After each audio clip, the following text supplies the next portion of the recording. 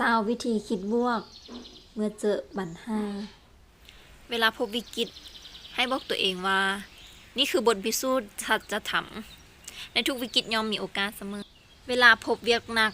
ให้บอกตัวเองว่านี่คือโอกาสในการเตรียมพร้อมสู่ความเป็นมืออาชีพเวลาพบปัญหาซับซ้อน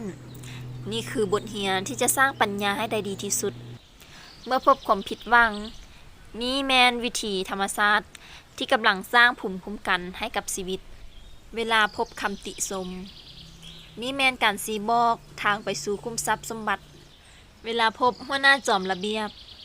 นี่แมนการฝึกให้ตัวเองเป็นคนที่สมบูรณ์แบบเวลาพบคนนินทานี้กำลังสะท้อนให้เฮายังเป็นคนที่มีความหมายเวลาพบความเจ็บเป็นนี่คือการเตือนให้เห็นคุณค่าของการรักษาสุขภาพให้ดีเวลาพบลูกหลานที่ดื้อ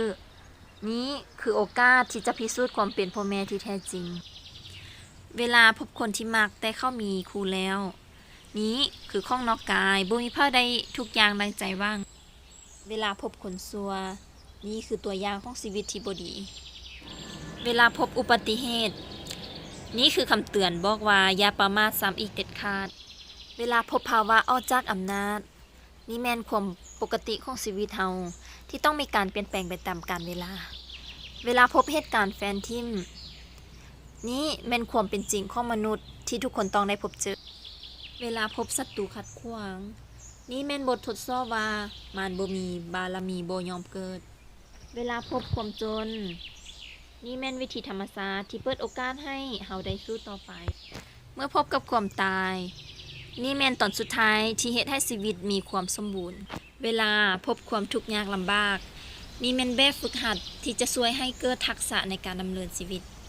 เวลาพบคนกะล่อนลอกลวงนี่แม่นอุทาหรณ์ชีวิตที่บ่เป็นตาเอาเป็นแบบอย่างเวลาพบความพัดพาจากลานี่แม่นบทเรียนของการยืนสู้ด้วยตัวเองเข้าใจที่ติดตามข้อคิดดีๆกดไลค์กดแชร์ต่อเพื่อคนที่ทัน